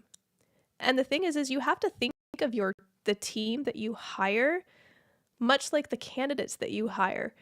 You have to even think of them as like audience personas. And if you don't have a good understanding of who you want to be and where you want to go and who you might jive with, you might end up hiring somebody that looks great on paper but doesn't fit in with your culture. It's okay to have a strong culture that reflects your values and beliefs, and then hire people that fit into that culture and what you believe. But it's also okay to hire people that are really passionate about what you do, your mission, or what you're developing, who think differently than you do. In fact, I would say that's really important. The gist is that it's important that everybody on your team believes in where you're going. You have the same goals. You might think differently, have different perspectives, but that's how you grow and make each other better. That's how you challenge each other better. And it, again, starts with attracting that right team for you and your brand. Because when you have that, then it becomes easier to develop your customer personas and your audience personas and understand, okay, who do we want to serve? Who do we want to work with? What makes sense for us and the way we think? That's how the three of us built our team. We realized through all of our conversations over the years that we think a lot alike, in the sense of we have the same philosophies, we have the same values, we have similar approach to how we work with people and how we want to help people. And our nature for all three of us is to do a lot of listening. We're all really curious, but we genuinely just really want to help people. We love helping other people be successful. We love hearing their stories. I mean, these two can tell you everything about every band they love, every trivia, everything about their lives, because they are so curious about musicians and their processes and how they work. And even though like all of us have played music, enjoyed music ourselves, sometimes I'm a musician. Jesse's also a musician. And I love music as much as they do.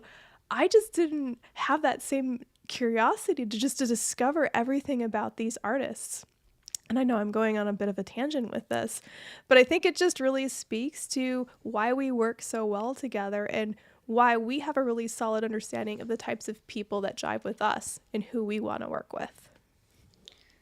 That's why I think people get so, I know for me, I get so frustrated with the idea of a resume because you can't tell from a piece of paper who I am. And, you can read a list of accomplishments, but I also don't hire a team that way.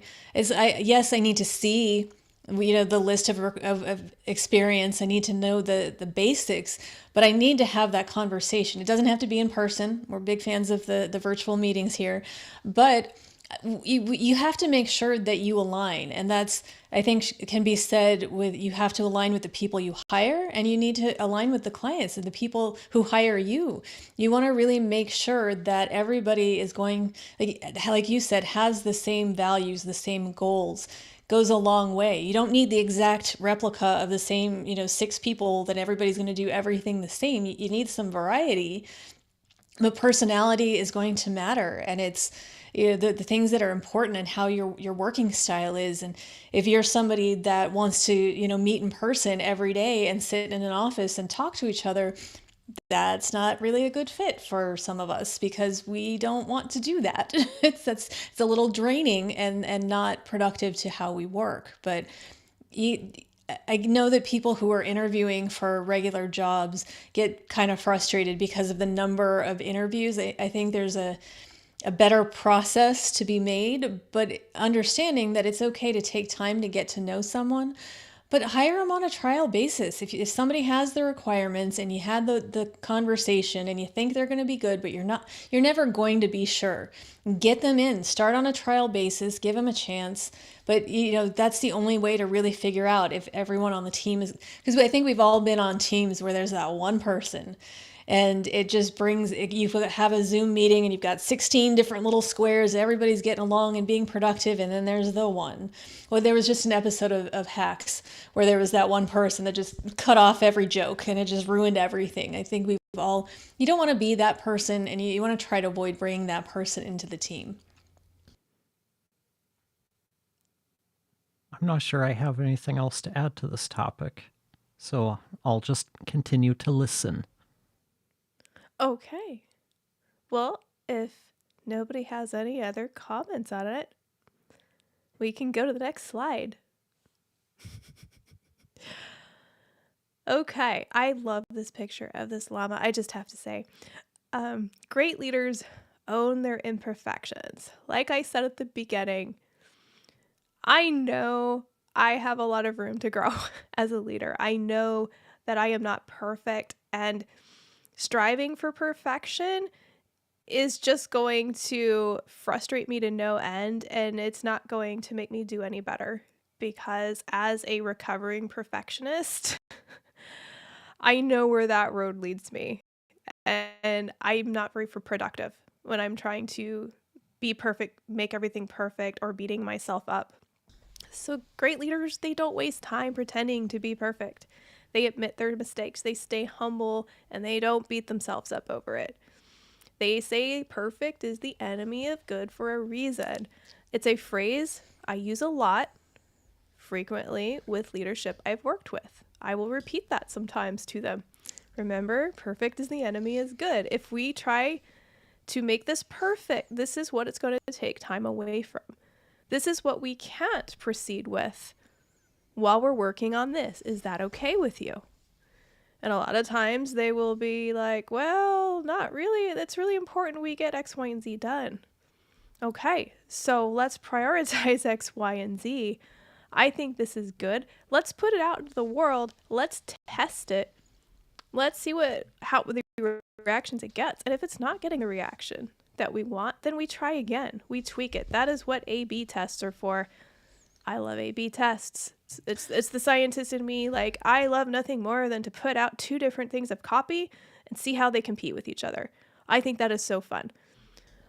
But that's how you test things. It doesn't have to be perfect, because we pretty much spend our lives iterating everything. We're always iterating things. We're always growing. We're always changing. Things stop working, or what worked before doesn't work now. I mean, if you spend any time in marketing, you know that what's true now will not be true in 5 minutes, pretty much. It's like, that what they say about places where the weather changes. Just, if you want the weather to change, just wait 5 minutes. I feel like that with marketing. And some days I feel like imposter syndrome. Like, am I good enough to be a marketer anymore? There's just too much to keep up with. Oh my God. We all have those days. And I think great leaders understand that and accept that and own that about themselves and just take it in stride. And they realize that, you know what, I'm going to keep making mistakes. I'm going to mess up. I'm going to have a bad day. I might snap at somebody. I might be cranky. These things happen. And as long as you're working on building good relationships with the people you work with and your customers and your clients, they're generally going to forgive you when you make a mistake or have a bad day. That's why so many people talk about accountability these days, because it's just that. We all make mistakes. It's how you deal with the mistakes. Do you go hide in a corner and pretend it never happened? Do you point a finger at somebody else? Because those are things that I don't respect. But if you come to me and you said, you know what, I made a mistake and this is what happened and I'm sorry. And because usually when somebody makes a mistake one time, they're never going to make that mistake again. And I know when it happens to me, it's rare, but sometimes I'll mess something up. I always come with a solution. So it's like, okay, I messed this up. Here's, I'm sometimes I fortunately have been very lucky to be able to fix the mistake before anybody realizes it's been made. But I think about one time when I sent one of the travel nurses for intervention a day early. We hadn't been doing the show for a little while, and for some reason my brain short-circuited, and I just got him there the day early, and the person was like, why is she out there already? And I said, that's a really good question. I said, I messed that up. And, my whole thing is, and I offered, I'm like, here's how I can fix it, because I will pay for the extra cost that she incurred, because that was completely on me. We'll tally up of course the company never took my money for it, but I can fix this. This was an honest mistake. And they knew that. We'd been working together long enough that it was just, there's a lot going on at that time, so it was understandable. But I didn't try to pretend it didn't happen. I didn't try to blame somebody else for it. And again, I came with a solution. I think that's important too. And sometimes when you make a mistake, you learn something new. It's that opportunity again. And okay, so this got messed up, but what happened as a result from it? And maybe the result is just that you learned and you'll never do that thing again. But there's always something to be learned, I think, from every mistake. So, we have to not beat ourselves up. You do one thing wrong, it doesn't reflect on you as a person, or, mean that it just means that you're human. So there's that. I think it goes back to that comment Mike made earlier from his favorite boss that, well, did you kill anybody? Did you maim anyone? Did you bankrupt the company? Okay, if none of those apply, you didn't. It's just a learning experience. It's a learning opportunity. We're all humans. We make mistakes. Maybe we didn't sleep well the night before. Maybe we're hungry and needed to eat lunch and there was some sort of oversight. These things happen. We have to be accepting that everybody is human. Everybody's going to make a mistake here or there. And generally, in the overall scheme of things, it's not the end of the world. And when it comes to perfection, which Tara was talking about, one of the things I like to tell people is just stop striving for perfection, because in most situations, it doesn't exist. If you can't measure it, you can't define what perfect is. So there's no definition of what it is. So it's an arbitrary thing, and you'll never get there, because Maybe if we tweak this, it'll be perfect. It reminds me of that company you were working with, Tara, on like the video animation for a booth at a conference. If I remember right, you said between everybody involved and the work that went into it, that days and days went into making this animation perfect. This, what was it, like an 8-second animation? Oh And yeah, they it spent was. literal days of man hours on tweaking this for something that nobody is really even paying attention to at a conference. Yeah, it was actually a 5-second animation. And yeah, just tweaking how it moved, exactly what object was in it, and spending days, and not only my time on it, but also the contractor they hired, the animator they hired to redo it 16 times, so to speak. I mean, just the amount of money and time that went into something that at the end of the day, people aren't going to notice that level of detail. These are the kind of things where you really have to focus on what's important and what the biggest priorities are, because I've seen companies waste so much money on things that just at the end of the day doesn't matter to anybody else but them. And that's just fact.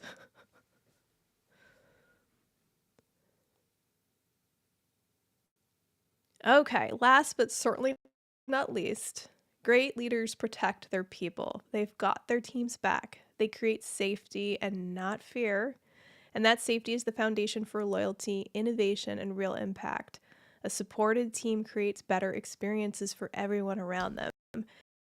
And I've found this one to be absolutely true. When people feel safe, when they feel comfortable, when they feel like they can come to work and express themselves and even say, you know what, I'm having a really hard day at home right now. I need some time. And they can admit that and say that. And people understand, you know what, go home and take care of your family. Go home and do what you need to do.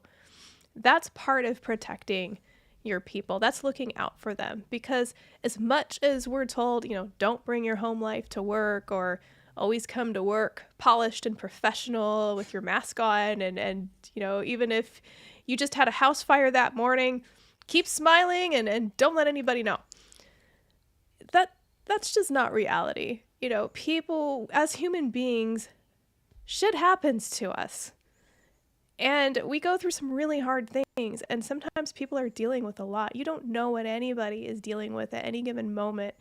So part of protecting your team is knowing that and checking in and saying, how are you doing? You know, if you need anything, let me know, and actually mean it. Don't say that as like an empty promise, and they come in and they say something and you look at them like, you're asking me for something? What? Like, actually mean it. Because if people feel like they can come to you when they're not at their best and they can't do their best work because they're going through something, you'll know, and you can take care of it and say, you know what, go home and take care of what you need. Take care of yourself. So that way they can come back stronger and ready to work. What you don't want is people coming into work stressed out and feeling like they can't share anything. That's when mistakes happen. That's when a lot of mistakes happen. That's when people snap or get into arguments, is when they feel like they have to hide these things. So I would say that's the biggest way to protect people, is to make them feel like they can come and share with you what is going on and what they need and how you can support them. But it's also, you know, I've worked with agencies in the past where they would, and I've seen a lot of people complain about this, where they would take on clients that were sometimes downright abusive to the team, that were verbally abusive, that were just very difficult to work with and were causing a lot of stress. And even people breaking down at their desks and crying because this client was so difficult to work with. And I've heard of leaders who said, you know what, they fired the customer. They're like, we're not going to work with this client anymore. And nobody treats my team like that. And I've heard of others that, seen others that were like, you know what, they're giving us good money. So figure out how to put up with it. Just deal with it. And that's the thing. If you don't protect your valued team members, you're going to lose that team member, and they may be really high performing. Go ahead, Amanda. Oh, I have two. I've been through both parts of that. And I remember with my old company, we had a coworker. And I think one of the ways you can protect people is not everybody is good at advocating for themselves. Or if they do, they might back down a little bit. And it's, you need somebody else to kind of be in their corner. And I had a really talented guy who's one of our animator editor guys, pretty young, but was doing a great job. And had just, he was kind of the main person handling a few of our really big clients. And he was getting frustrated because it had been a long time. He hadn't gotten a raise, and it was getting to that point. Well, he's young and hungry. He's going to go find a better job. And so he asked for a raise. And of course, they instantly shut it down. And one of the, I remember hearing that, and I had helped him put together some research. I mean, I had pulled numbers on how much those clients were bringing in to know that if we lost him, those clients would probably walk because we didn't have anybody else who could do that level of work. And the second they told him no, I actually got up out of my office and I said, I'm going to go talk to the COO myself, which you don't do. That's not the part of the chain that you're supposed to do. But they weren't listening. And at that point, it's I'm going to put myself on the line here, because if we lose him, it's going to hurt all of us. And so I went and I explained, this is what happens. If you let him walk out the door, he takes these clients with him, and not whether he tries to or not, we could no longer support them. And they gave him the raise. And I think I have a friend for life because I stood up for him. And he's still, that's been many years, but he checks in at least a few times a year. We get on the phone, we catch up, all because I really went to bat for him. So I know that went a long way. And then on the other side of it, not long after I had left that company, I was doing my own thing. One of my clients had gotten a new job, production job, and he wanted me to handle it. And things were going well, except for his client had a very clear issue with women and didn't think that I should be in charge of anything.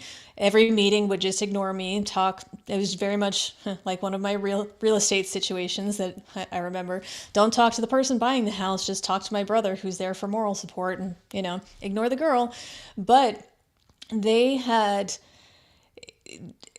weren't prepared. So I had outlined all the things that they needed to do. Is this whole thing, I'll make it kind of short, but they came down to, they didn't want a teleprompter because the guy who was speaking always thought that he looked forced and rigid in a teleprompter, so he didn't want it. I said, okay, great. Shows up, he's sick. He didn't learn the script. He needs a teleprompter.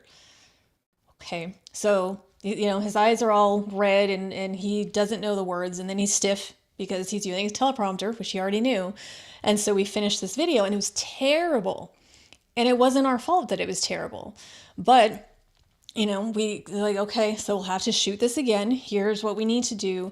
And, we're trying to figure out, okay, because they also didn't provide any of the other assets they were supposed to. So there was nothing to fill in this video. It was just the guy sitting talking at the camera.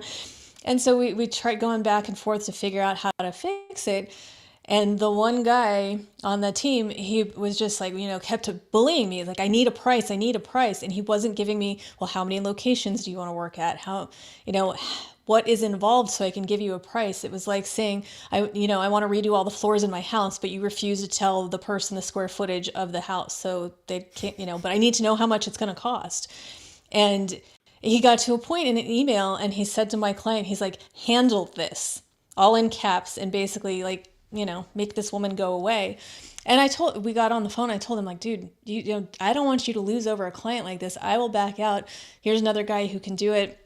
We got on the phone, the three of us, and they're like, you know what? I don't want to work with somebody that's going to treat my people this way. And that it was a relationship of his that he'd had for a while. And he walked away from that client because of how they treated me. And that really went a long way. So he's still my client today. Anytime he calls, even if he just wants to pick my brain about something, because he had my back, and that means that it just goes really far. And I think whether you're the one protecting somebody or somebody protected you, it really solidifies that working relationship.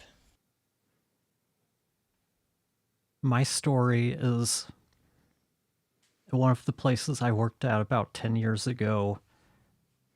I was overseeing a group of people, and this was a company that has very strict policies, very strict discipline tracks, and all of this stuff. And one of their policies is if you no call, no show, you're immediately fired.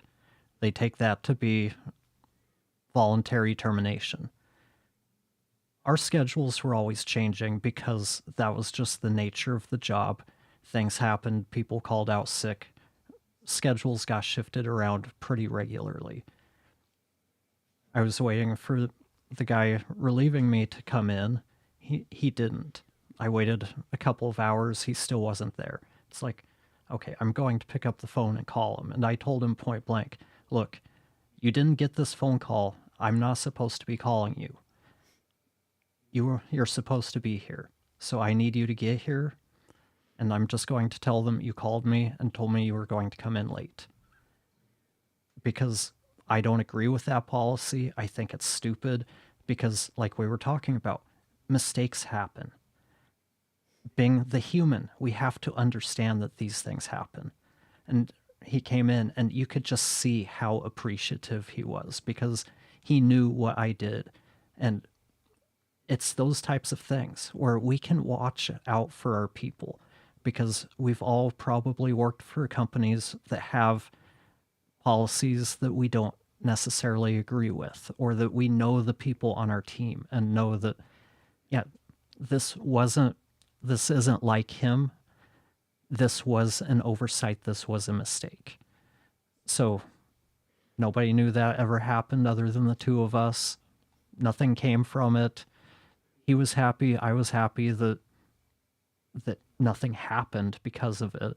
And nobody came and asked me, hey, what happened today? Because it's like, yeah, I don't want him getting fired. And he did have some discipline issues before I came in, and they have like this 12-month rolling calendar. So he'd already had some discipline going on. I didn't want to add to that more than I had to, but I told him, look, we're not going to write you up for a no-call, no-show because we know what that ends up with. But I do still have to write you up for coming in late because their policy is you can come in late up to 3 times. On the 4th instance, it's a write-up. And anytime you have 3 current ones, it's another and another. And he was just kind of at that cusp. And it's like, look, one of these is going to fall off in a couple of weeks. Just don't worry about it. Keep doing what you've been doing and you're going to be fine. And that's, to me, what it's about protecting your people. It's the little things, but it's also understanding who they are. Things happen and mistakes happen. Nobody should get fired because they read the wrong week on a schedule. That's just stupid. And I could go on about draconian policies like that and what it does to your brand, but I won't. But I see a comment here from Mike that I think is a really important comment because it's exactly what, at least I think, a great leader is and what our purpose is as leaders. Mike says, my theory as a leader is if they are good and the customer or upper management is happy, it's because my team is doing their job. If they are unhappy, it's because I didn't do my job. My team gets the credit for successes. I get the blame for failures. And that right there was something that I found stressful. When you're managing other people or you're a leader, you're suddenly responsible for everything that they do. And that can be a lot to take on. That is not easy. And I think that's where a lot of you find leaders starting to micromanage their team because they're so afraid of what it's going to do to their reputation that suddenly they're like, okay, if you mess up, I'm going to be seen as a failure. I'm going to get in trouble. But you can't look at it that way because if you're supporting them and finding out what they need to do better or do a good job and keeping your thumb on, are they happy? Are they a good fit? Then they're going to feel inspired usually to do their best work. And if not, then that you can take it from there. But I think that for the most part, that is really true, that the team gets the credit for the successes. And if things get messed up, as a leader, you're the first to hear about it. That's the way I've always looked at it. Success is the team thing. If something goes wrong, that's on me as the leader because I'm the one in charge.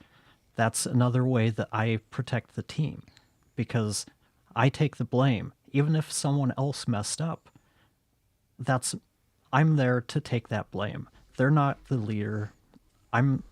It's my responsibility to make sure things go well. Whatever happened, but I still look at it as that's my fault. We're not going to call out someone on the team saying, well, this was this person's fault. That's poor leadership. We win as a team, we lose as a team. That's kind of how it works. That is true.